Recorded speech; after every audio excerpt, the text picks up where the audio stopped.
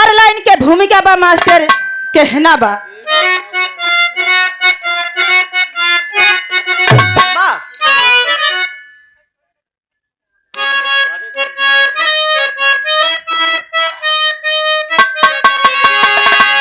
कि माया से मानो सदा मात खाता, लाख योनि में चक्कर कटाती है माया। संसार सागर में सबको फंसा कर भव पार होने न देती है माया। मोह बंधन से मजबूत बंधन नहीं, बंधा जीव इसमें जो गोता लगाता। कि अरे ऐसा ही है मोह माया का चक्कर, जिसमें फंसा जीव गोता लगाता।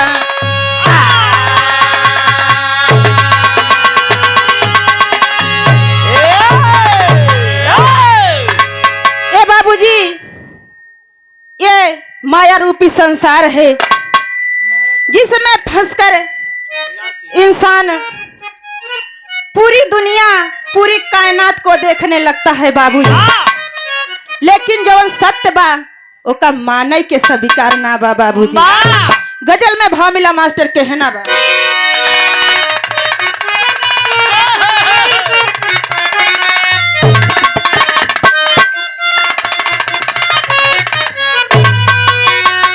कि आज पीने की दावत है यारो, चांद पर बैठ कर हम पिएंगे।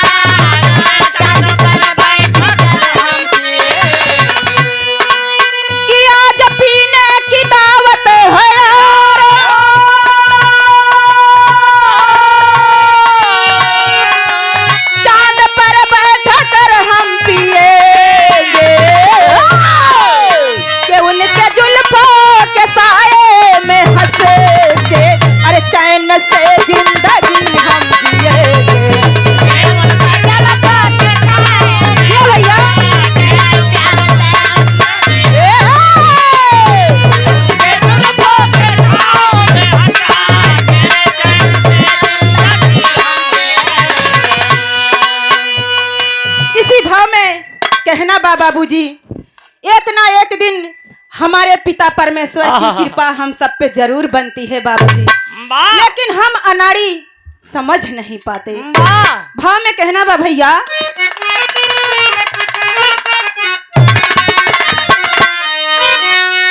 हो जब होती है कृपा प्रभु की, सतगुरु से मिलन है होता।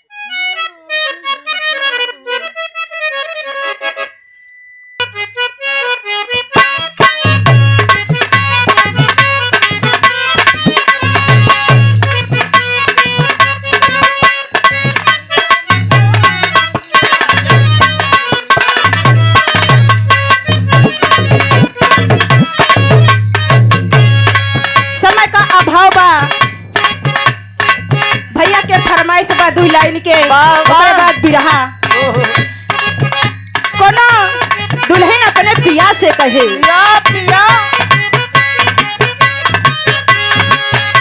कि छाने छाने बदले वो छाने छाने बदले तो हरो मिजाज राजाऊ धोखेबाज राजाऊ धोखेबाज राजाऊ।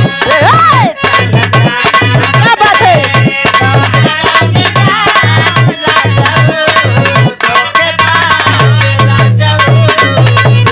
दिया भैया दिया।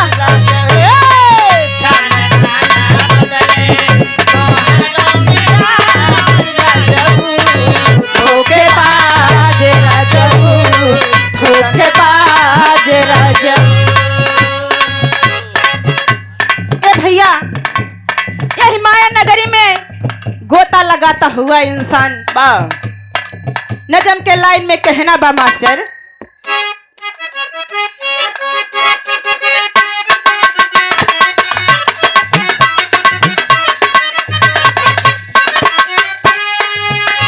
कि एक दिन धर्मराज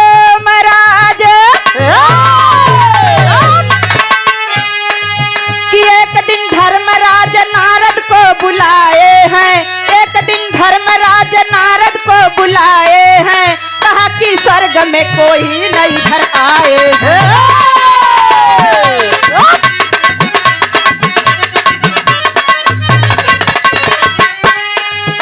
कि क्या मृतलोक में कोई न धर्म वाला है? क्या मृतलोक में कोई न धर्म वाला है? नरक में ठेली ठेला बड़ी बोलबाला है।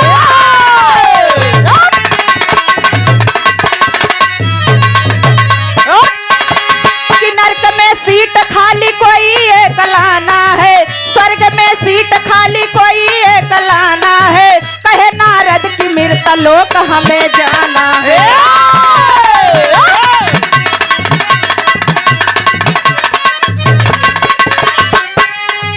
ए भैया, आप सब बिरहा प्रेमी जगत के बड़े ही होनहार इंसान हैं। बिरहा को समझ लीजिए। एक दिन भगवान धर्मराज अपने महल में बैठा बाटेन और नारद भगवान से कहा थीन कि का हो नारद? नारद स्वर्ग में केहू आवत जात नाई बा, नरक में बड़ी ठेली ठाला बाटे। का कौनो पुण्य आत्मा धरती पे रहे नाई गवा बा? नारद मुनि कहा थी, ए प्रभु अब नाई आवत हन तो एकर कौनो कारण होए। कहन एक सीट खाली बा। कहन ठीक बा, हम जबरदस्ती जाता ही केहू के लेके आऊ, लेकिन स्वर्ग में जरूर बैठाऊ। ए बाबूजी, नारद मुनि मृतलोक में चल दिए। तर्ज मिला भैया।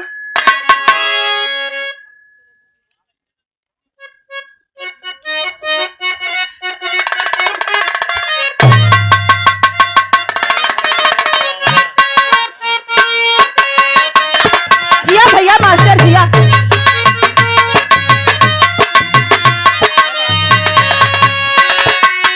कोनो दुल्हन अपने साज सिंगार से परेशान रहे बाबूजी। दुई समान हिया दरे तो चाठी होकर बिखरई रहे। अपने पिया से कहे,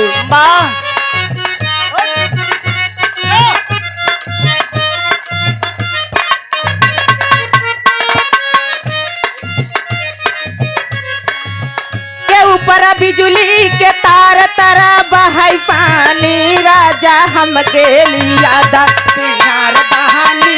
राजा हम के लिया भैया।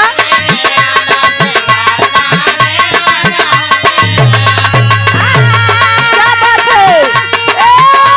जिया शिव कुमार भैया जिया।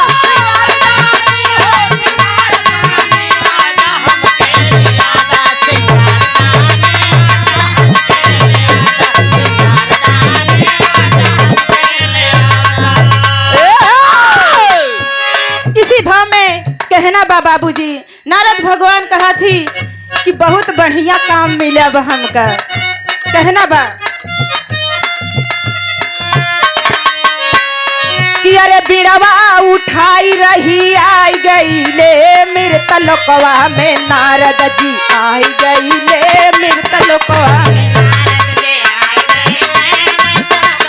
या भैया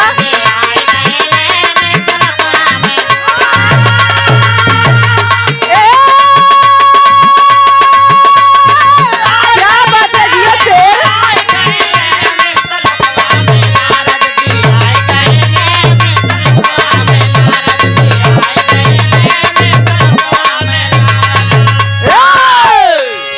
ए बाबूजी नारद मुनि मृतलोक में आ गए और चारों तरफ नजर घुमावत हैं, सोचत है आखिर लई के का चली बा। अंतरे में भाव मिला भैया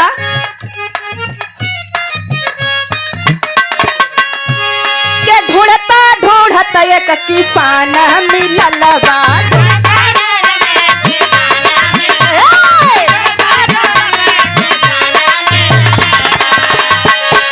कि हरवा जो ततबा पसीना से भिजल बा।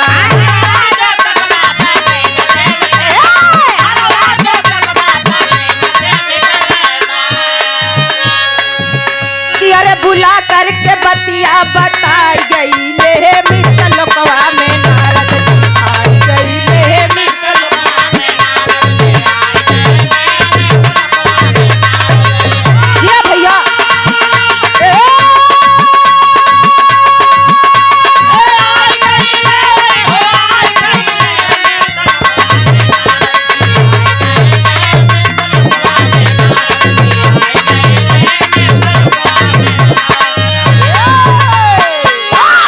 ये भैया नारद भगवान देखत हैं तो उनकर नजर एक किसान पे पड़त बा।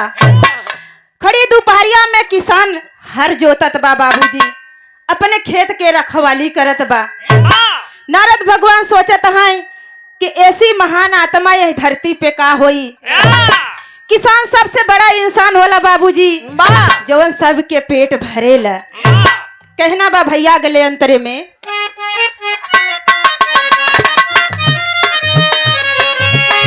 बाबूजी नारद मुनि जाय के वही किसान के लगे खड़ा हो गए और ऐसी कहा थी का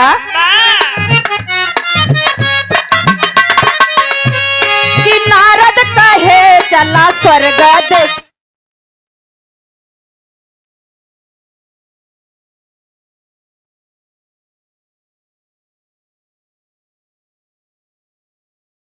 परम आदमी परम श्रद्धे परम सम्मानित भैया नागा बोलोरो वाले। बोलोरो तो बहुत मस्त बा लेकिन हम पैसा कम देन हो 10 रुपये जवान बा वही दी है ना बा। भैया के कर कमलों द्वारा ये 11 रुपए का महान पुरस्कार मुरली मनोहर पर अपन दया दृष्टि बनाए रखें और हर एक गाड़ी के मालिक भैया बने।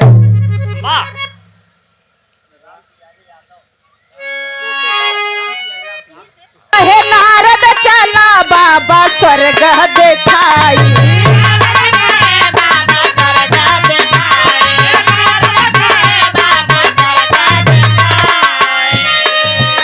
लूटाया नंद सुखा भोग करा भाई।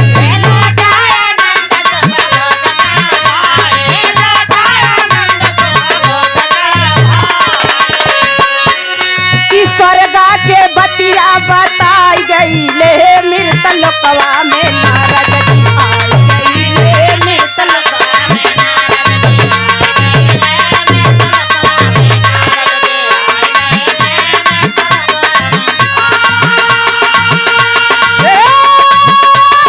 ये करे जा आई गई ले हो आई गई। क्या बात है भैया शिव कुमार।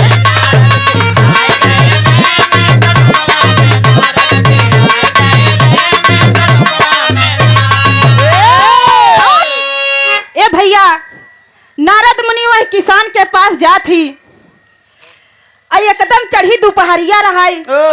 किसान बैल हाँक के आए रहाई और सोचता रहा कि कहूँ हमरे बतिया का बुरा न माने।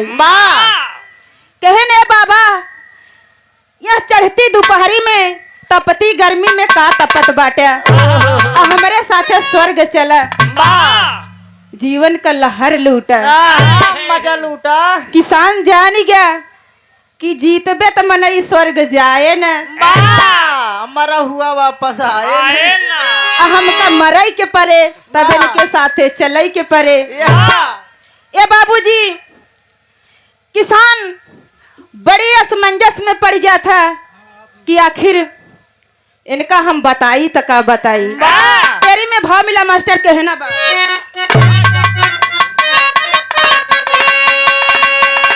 कि भरमाई लख 84 मनवा, अरे भरमाई लख 84 मनवा, माया मोह में फंस के जिया मुक्ति ना पाई। अरे हो पाई, अरे हो पाई।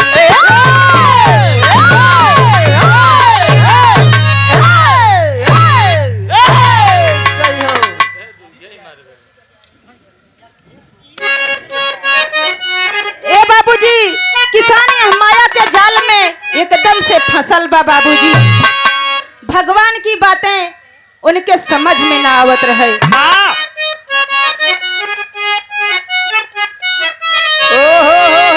कि गईली बाजारे गोरिया अंगारे, गईली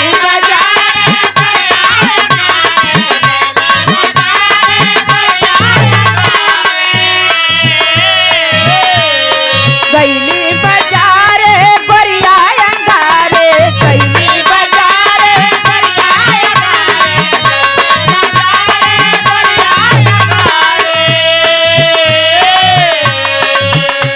कि आशिक पठारे से मारी रहे धक्का, घूंघट करे ए दाबे, घूंघट करे ए दाबे, गोरी गोलगप्पा घूंघट करे ए दाबे।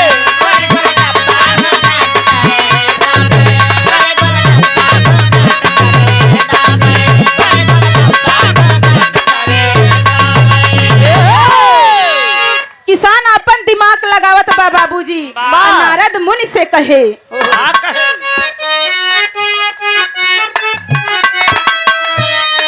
बोला किसनवा माना कहनवा, बोला कि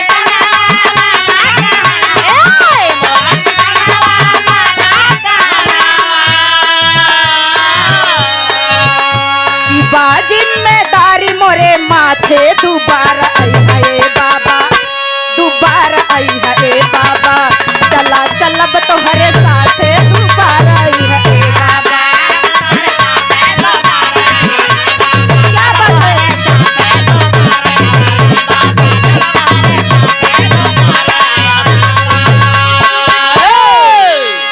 किसान कहत बा स्वर्ग से तो हमहू के बड़ा लगाव बा, लेकिन बड़ी जिम्मेदारी बा महाराज हमरे ऊपर। हमरे पास 2 ठी बेटवा हैं, उनकर लड़का गदेला हैं, देखभाल हमहिन के करे के बा। अब की बार आप चला जा, अब की बार उबा तो हम चलब। तर्ज में भाव मिला मास्टर कहना बा।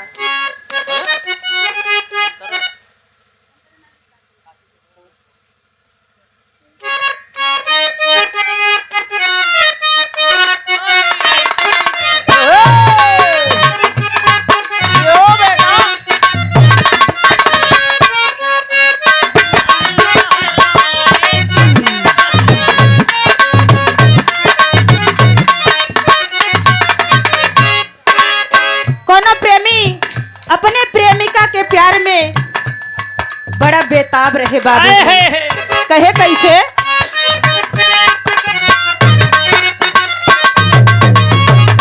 कि कहतू ता रोज रोज तोहरे गली ऐती जैती,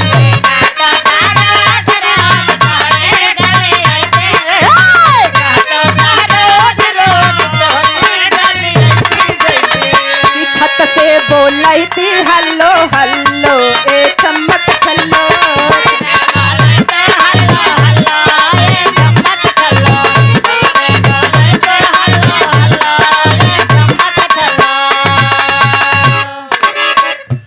ए बाबूजी,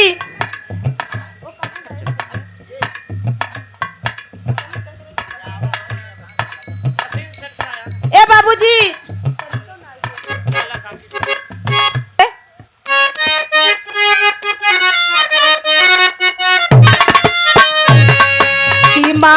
के जालिया में फसला चिरैया हो माया के जालिया में फसले चिरैया हो माया के जालिया में फसले चिरैया हो ओहि में रहेला फड़फड़ाई ए भाई सुना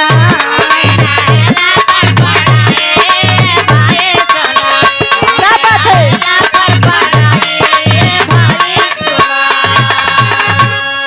के कुछ दिन के बाद नारद फेरिया लगावले हो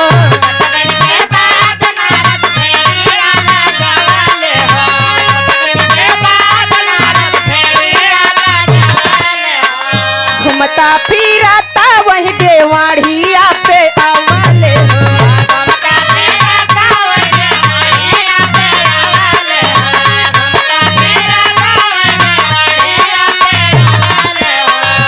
कि आयल किसान का बुढ़ाई ये भाई सुना ये भैया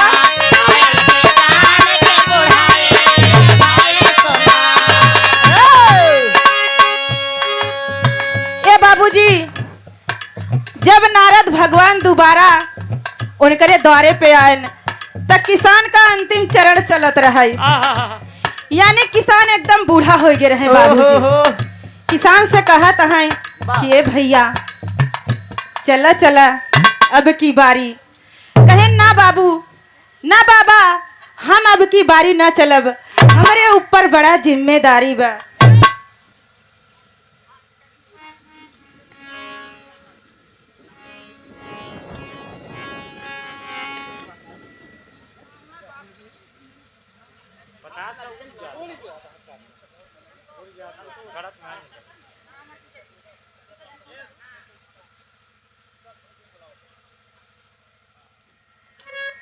परम आदरणीय परम श्रद्धेय परम सम्मानित स्वर्गीय बाबा रामराज जी वाह जिनकी प्यारी लाडली बेटी वाह का आगमन हुआ है बाबूजी का थी माई बाप का साया जब तक लड़कियन के ऊपर रहा था वाह दुनिया के सबसे सौभाग्यशाली वो लड़कियां रहा थी बाबूजी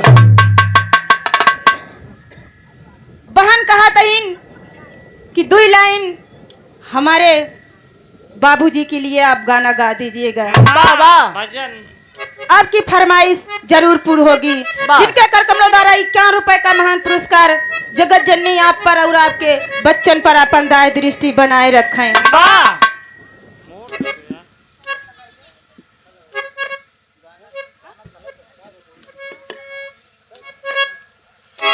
ए बाबूजी नारद भगवान चले गए वाह जब तीसरी बार नारद भगवान आए न उनकरे दुआरे पे तो देखा तो है कि बुढ़वा कहूँ देखाता ही ना बा वाह सोचत है आखिर गयन तो कहाँ गयन या तब तक उनकर नजर उनकरे दुआरे बनल बैलन पर परी देखत है तरे बाप रे वाह अरे बाप बुढ़वा ऊ मर के फिर से अवतार ले रहा है वही बैलन के रूप में बाबूजी और अपने वही लड़कियन के दुआरे पे यानी इतनी बड़ी माया उनके पास रही वाह कि अपन लड़कियन का दुआर छोड़े के उनकर मन न रहे बाबू आया चौक में कहना बा भैया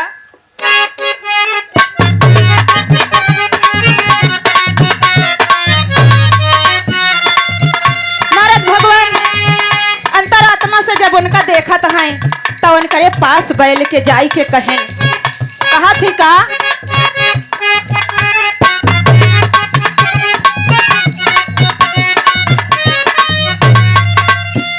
कि जाई के नारद कहे कान में चला चला अब की बारी अरे चला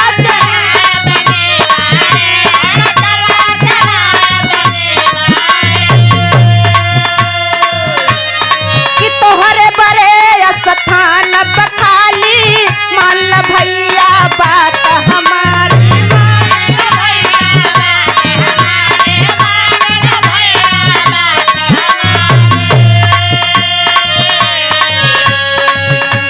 कहे बायला हमारे निबा भरोसे इन करई खेती बाहरी अरे इन करई खेती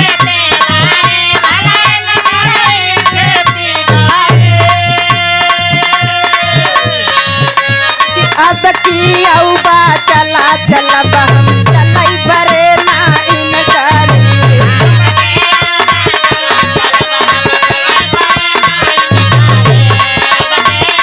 या भैया ढोलक मास्टर जिया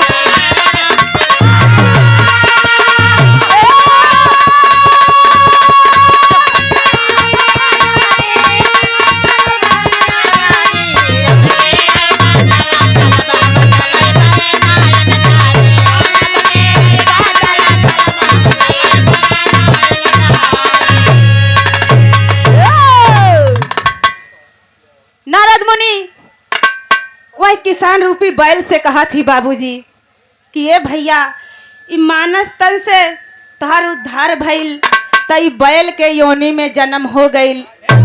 अब हमार बात मान ले भैया, चला चला हमरे साथे। वाह किसान सोचत बा हमार दुनहो लड़का त कौनो काम के नाई बाटेन।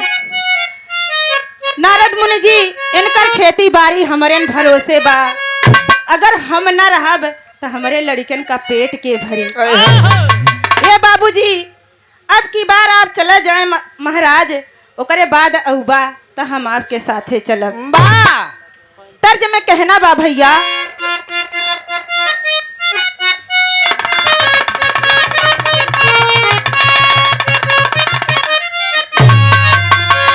कि अरे पंजरा बुला के धोखा कैलू, अरे पंजरा बुला के धोखा कैलू, फूलैलू काहे नैया लगाए के।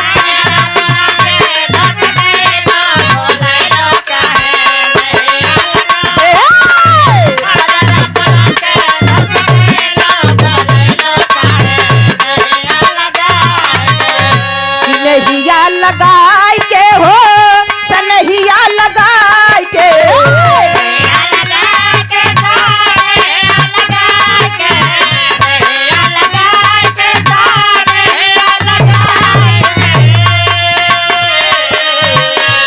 के जियई मरई के वादा कैलू, भूलैलू काहे नहिया लगाए के।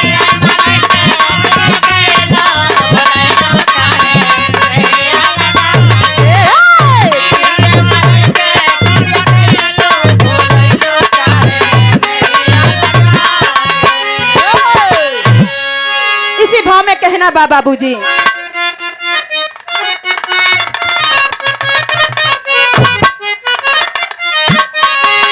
के चौथी बार जब आइले देखैले बैल दुआरा पे नाही,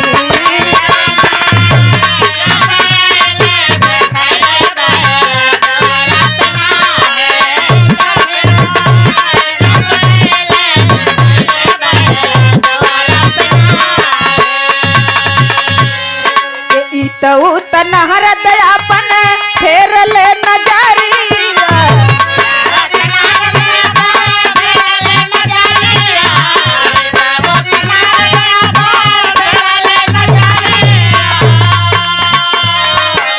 के घरवा के महनाई से पहले जिकिरिया,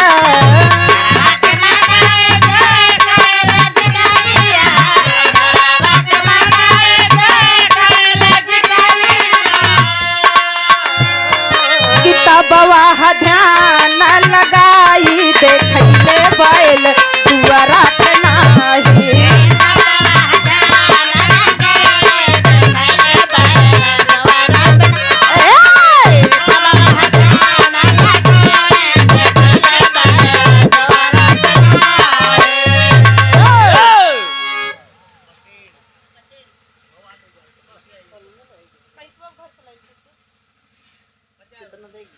परम आदरणीय परम श्रद्धेय परम सम्मानित पिता तुल्य बड़े बुजुर्ग पटेल के नाम से सुशोभित आप भवानीगढ़ की पावन सरजमी में बा जन जन में आपका प्यार दुलार असही मान सम्मान बना रहे। जब तक इस धरा पर रहें एकदम ऐसे हंसते मुस्कुराते अपने बच्चन के बीच में रहें। हम सबके यही कामना बा। हेलो चचा जी के कर कमलों द्वारा 51 रुपए का महान पुरस्कार जीवन ज्योति माई जगदम्बा के आपके परिवार पर असही जलती रहे। बाजा और यहाँ पर वाले, बैठे बाजा। सभी बिरहा प्रेमियों को एक ही स्वर में प्रणाम बा, नमन बा, आशीर्वाद की कामना बा। वाह बाजा वाले भैया यहाँ आवे रच्चो बोलते ही नहीं यहाँ यार बाजा वाले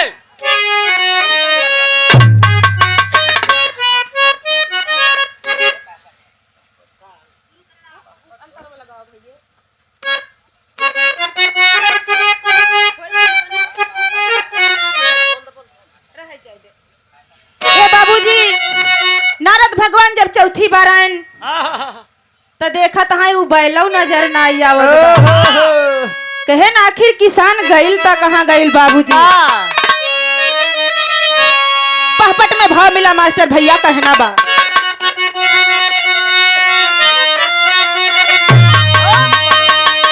कि अरे ध्यान लगाए वही छनवा नारद बाबा हो। कि अरे ध्यान लगाए वही छनवा नारद बाबा हो। आ चौथे जन्म का बतिया रहा समनवा नारद बाबा हो।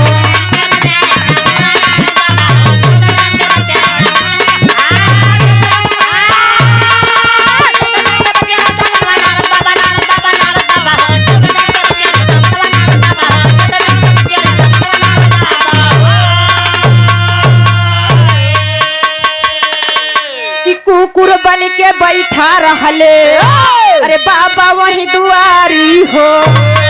नारद सोचे बाटई माया इनकर मतिया मारी हो। अरे जैसे आए वो करे वो समनवा नारद बाबा हो। कि अरे जैसे आए वो करे हाँ समनवा नारद बाबा हो। अब भाव भाव कर चिल्लाई चला वही छनवा नारद बाबा हो।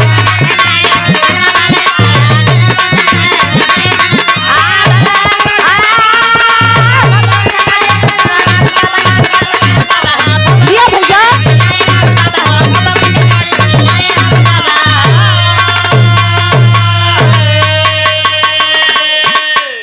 के चुचकारी के नारद बाबा उनके तब समझावले कि अब की बारी चला चला हम तो है बोलावई अइले हो। कि अरे कुकुर कहे एक मौका दई दा यही तनवा नारद बाबा हो। कि अरे कुकुर कहे एक मौका दई दा यही तनवा नारद बाबा हो। कि अब की अउबा काटे नहीं बयनवा नारद बाबा हो। दिया भैया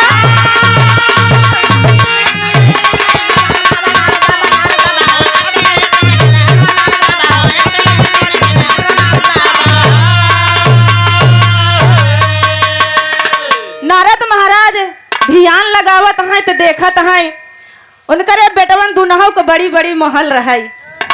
और वही एक बेटवा को मुहारा छोटका बेटवा के मुहारा के बाबूजी बैठा रहे कुकुर बन के। नारद भगवान देखत हैं तो कहत हैं केस हो भैया आखिर ये निर्गत वाला जीवन काहे जियत है। हमरे साथे चला स्वर्ग के लहर लूटा। कहे न ये महाराज अपने पतोहियन का हम बहुत गहना देहे रहे। आ सोची था कि कोनो चोर चहरी आई है सेतई लूट ले जाई है। ई बरे हमार लड़कन सोवत हिन हम रात भर जागी थे।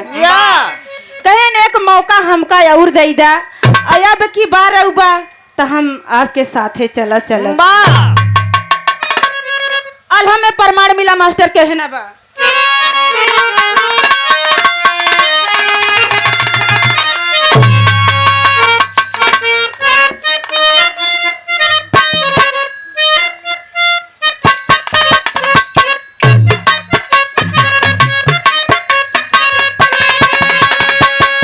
के माया के जाल महा जाल का हजाला भैया।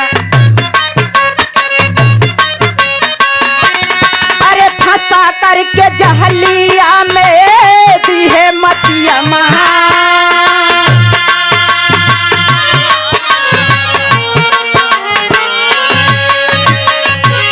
कि जौन घर गहिले नारद ओ न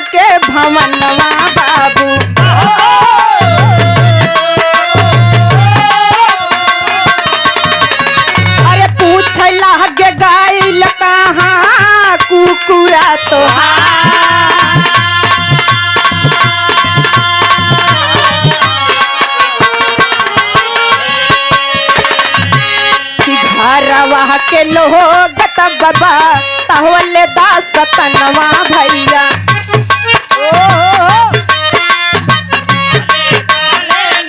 अरे बड़ा निक रहल बाबा कुकुर हो हमार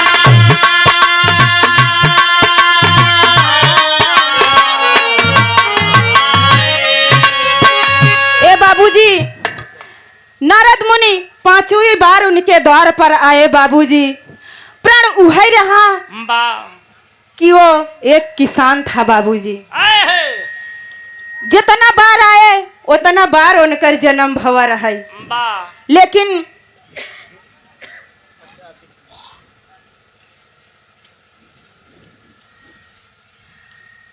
परम आदमी परम श्रद्धे परम सम्मानित बड़े भैया अमृतलाल के प्यारे लाडले बेटे शेषमणि स्वर्गीय श्री रामराज के नाती की तरफ से 51 रुपए का महान पुरस्कार भैया समाज में आप उस ऊंचाई पर पहुंचे तरक्की के उस मोड़ पर पहुंचे जहां के भैया हकदार हैं हमार सबके यह कामना बा बाबूजी बा बा नारद मुनि पूछत हैं कि ये भैया तोहरे दुआरे पे एक ही कुकुर बैठा रहत रहा बैठा रहा आखिर वो गईल कहाँ कहन बहुत अच्छा बड़ा वफादार कुकुर रहा हमरे दुआरे पे जवन रहा बहुत वफादार रहा लेकिन वो भी अब इस दुनिया में नहीं रहा बाबूजी बा नारद मुनि ध्यान लगावत हैं कि आखिर उनकर जन्म भइल कहाँ बा अंतिम खड़ी दुन में भैया कहना बा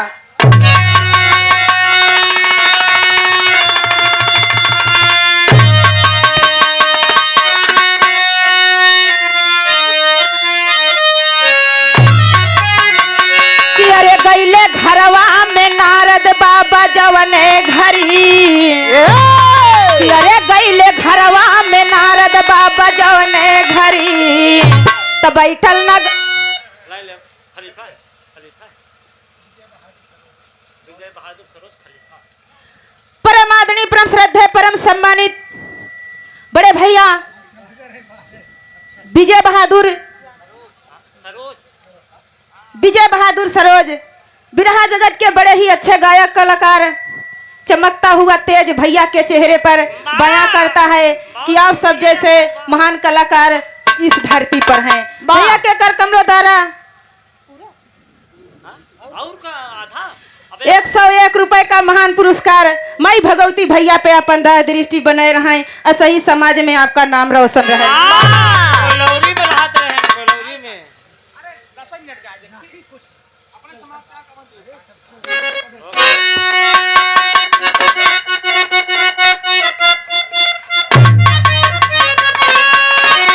कि अरे गईले घरवा में नारद बाबा जवने घरी कि अरे गईले घरवा में नारद बाबा जवने घरी तब बैठल नगवा पे बाबा के नजर पड़ी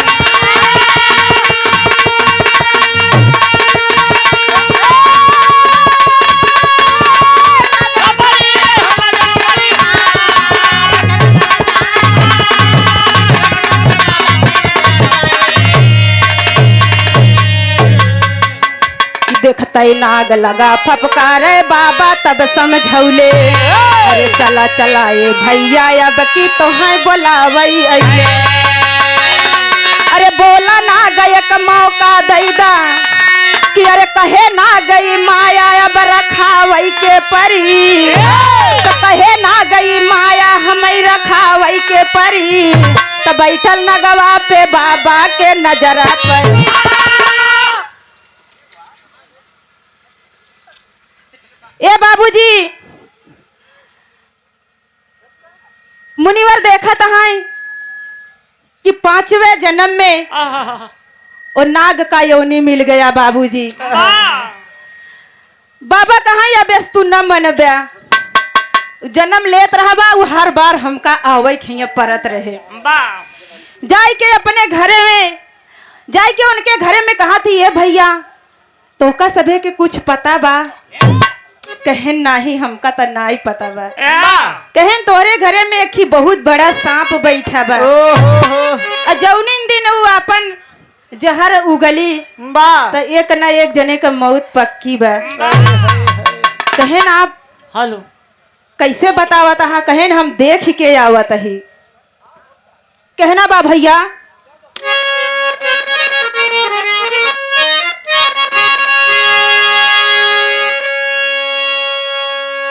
के लोगन के नजर में बाबा नाग गईले आई, मारी डंडन के पीट पीट के दिहले भैया मुआ। कि अरे माया सबके ई फसावई हर घड़ी, कि अरे माया सबके ई फसावई हर घड़ी। त बैठल नगवा पे बाबा के नजर पर। क्या बात है भैया?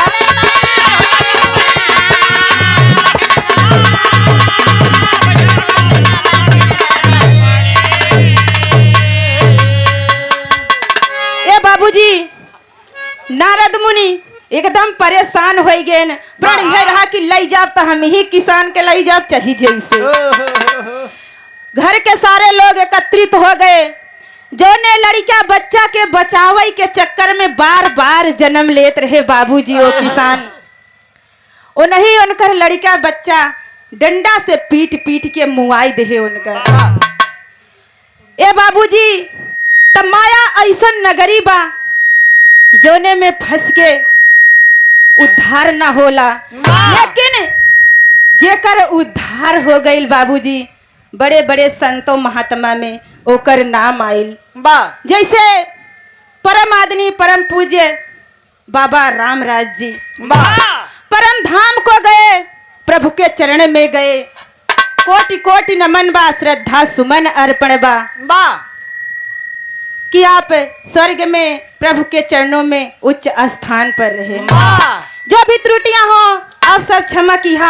अपन छोट बेटी छोट बहन जान के अंतिम भाव में अंतिम बंद में बेटी अपने गुरु घराने का परिचय देते हुए कहे बा बा कि गुरु बिहारी गुरुपतु गुरु राम आधार पति राम। कि अरे कविता लिखे गुरु मूल चंद, गुरु चरणन में प्रणाम हो। धर्माई लख 84 मनवा, अरे धर्माई लख 84 मनवा। तमहला राज बिंद के दही